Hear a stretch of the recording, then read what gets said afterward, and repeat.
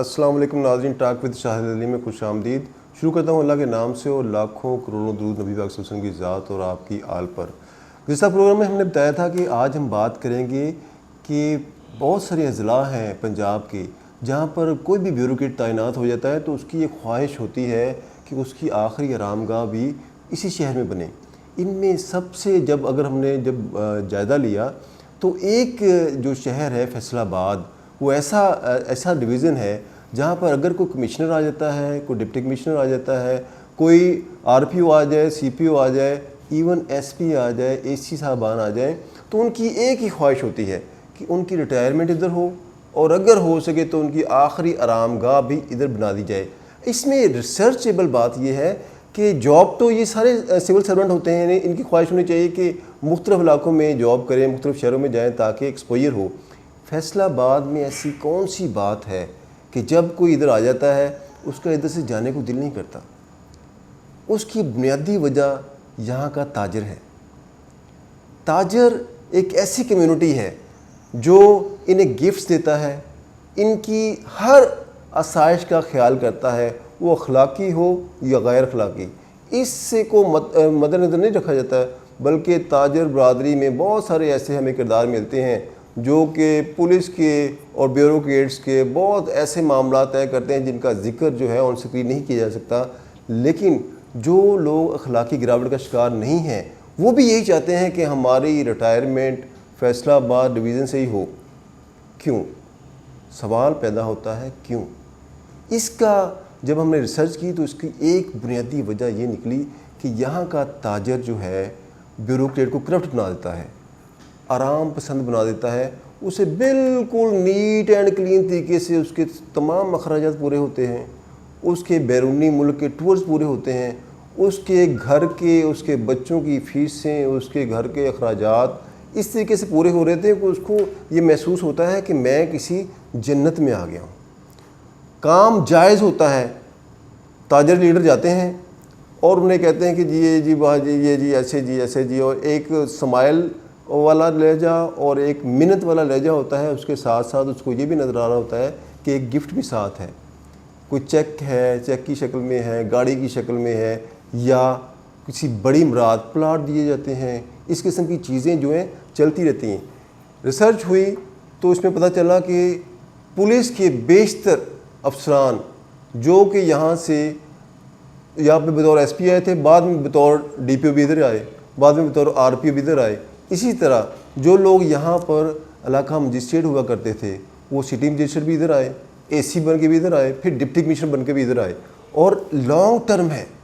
اتنا long term کہ جتنا ٹینور ہونا چاہیے 3 سال کا ٹینور ہوتا ہے، 3 سال کے ٹینور سے بھی زیادہ یہ لوگ رہتے ہیں۔ اور پھر جب یہاں سے چلے جاتے ہیں تو ان کی جو ہے جتنی شادیوں کی تقریبات ہوتی ہیں، کوئی بھی خوشی غمی ہو تو ان کا ان لنک رہتے ہیں یہ تاجر برادری کے ساتھ۔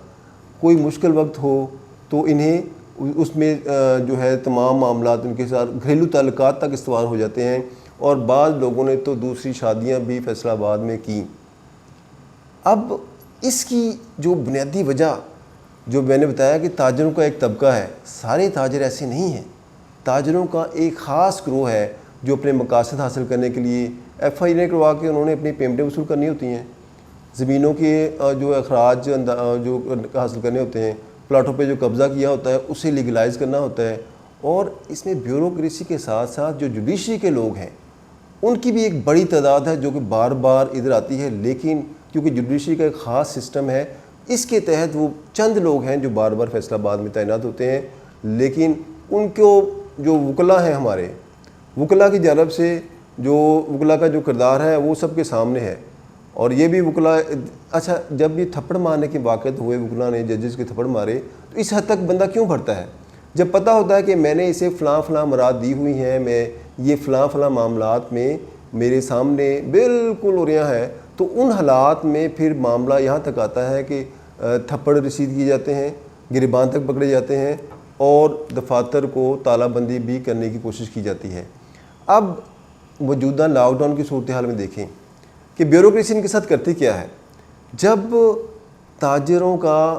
اتنا پریم ہو، اتنی محبت ہو، اتنی مہربانیاں ہوں، تو انہیں توقعات ہوتی ہیں کہ جب ان کو کام پڑے گا تو یہ بیوروکریسی ان کے کام آئے گی, ان کا خیال رکھے گی. لیکن بیوروکریٹ کا ایک مسئلہ ہے, جب اسے اوپر سے چیف سیکرٹری سے یا وزیر ہاؤس سے کوئی بھی آرڈر وصول ہوتا ہے تو وہ یہ چاہتا ہے کہ میں ہر صورت اس کی کمپلائنس کروں, خواہ اس کے لیے مجھے اپنے قریبی رشتہ دار کو جیل میں بھیجنا پڑے, اس کی کسی پراپرٹی کو سیل کرنا پڑے. اس کا یہ حتی المکان کوشش ہوتی ہے کہ میں اپنے آرڈرز کو, اپنے ہائی آفیشلس کے آرڈرز کو اوبے کروں. اب آپ دیکھیں لاک ڈاؤن کی صورتحال میں جو تاجر برادری نے چھوٹی سی ریزسٹنس کی تھی, اب دیکھیں اس ریزسٹنس کے بعد کیا ہوا, تھپڑ رسید کیے گئے, لاٹھی چارج کیا گیا. حالانکہ پولیس کا بجٹ, ہم نے پولیس کے رویے کو ٹھیک کرنے کے لیے کروڑوں روپیہ پنجاب گورنمنٹ خرچ کرتی ہے. تو دیکھیں ایک چھوٹا سا معاملہ ہے کہ تاجروں نے کہا جی ہم نے اسٹرائک نہیں کرنی, تو کراؤڈ چھوٹا سا جمع ہوا. اس کراؤڈ مینجمنٹ کے لیے باقاعدہ ٹریننگ دی جاتی ہے پولیس کو. اب تاجر کون ہے, کوئی ڈکیت نہیں ہے, کوئی جرائم پیشہ نہیں ہے, آپ ان پہ تشدد کیوں کر رہے ہیں؟ آپ کو کراؤڈ مینجمنٹ نہیں آتی؟ آپ کراؤڈ کو کیوں نہیں مینیج کر پائے؟ کل جو ہوا, انہوں نے جو لاک ڈاؤن, جیسے پہلے دن لاک ڈاؤن کی جو صورتحال پر تاجروں پر جو تشدد کیا گیا, اس سے پولیس کا ایک بہت بڑا فیلئر ظاہر ہوا. فیلئر کیا ہے کہ آپ کو باقاعدہ طور پر ڈپارٹمنٹ ٹریننگ دیتا ہے کہ کراؤڈ کو کیسے مینیج کرنا ہے. کسی مجمع کو, کسی کراؤڈ کو مینیج کرنے کی ٹریننگ دی جاتی ہے. اور بہت سارے ایسے پولیس میں افسران ہیں جو کہ اپنی جو مہارت کے بیس پر بڑے بڑے اشتعال والے کراؤڈز کو بھی انہوں نے مینیج کیا. لیکن فیصل آباد میں لاک ڈاؤن کے دوران جو پہلا دن تھا, اس پر تشدد کر کے, تاجروں پر تشدد کر کے, انہیں گرفتار کر کے پولیس نے اپنے فیل ہونے کا ثبوت فراہم کر دیا کہ ان پہ جو کروڑوں روپے کا بجٹ جو صرف کیا جا رہا ہے وہ بالکل ضائع جا رہا ہے. کیوں ضائع جا رہا ہے؟ کہ جب آپ ایک تاجر کمیونٹی, کون سی کمیونٹی جنہوں نے آپ کو اتنی مراد دی کہ آپ ان مراد کے باعث آپ کی بیوروکریٹس کی یہ خواہش ان کے اندر یہ پروان چڑھ گئی کہ ہماری ریٹائرمنٹ بھی ادھر ہو, ہمارے پلاٹس بھی ادھر ہوں, اور ہماری آخری آرامگاہ بھی ادھر ہو جائے تو کیا ہی بات ہے. جتنے ڈپٹی کمشنر گئے ہیں ان میں سے 3 سے 4 ڈپٹی کمشنر پچھلے دور میں ایسے ہیں جنہوں نے فیصل آباد میں مختلف جو پروجیکٹس میں انویسٹمنٹ کی. کچھ لوگوں نے اپنے پلازے بنائے, کچھ لوگوں نے زرعی زمینیں لیں, کچھ لوگوں نے جو ٹینڈرز ہوتے ہیں ان کے ساتھ مل کر, لوگوں کے ساتھ مل کر, ٹھیکیداروں کے ساتھ مل کر باقاعدہ ٹھیکیداری نظام کے ذریعے اپنی کمیشن وصول کرنی شروع کی ہوئی ہے. وہ بڑا نیٹ اینڈ کلین کام ہے کہ آپ صرف ٹھیکہ لے کے دیں, آپ 10% لے لیں کسی بھی ٹھیکیدار سے, تو وہ بیوروکریٹ جہاں سے چلا بھی جائے تو وہ اس ٹھیکیدار کے ساتھ رابطے میں رہتا ہے. اس کو متعلقہ اپنے جو ہوتا ہے اس کا کولیگ اس کو فون کرتا ہے کہ یار میرا عزیز ہے آپ اسے مینیج کریں.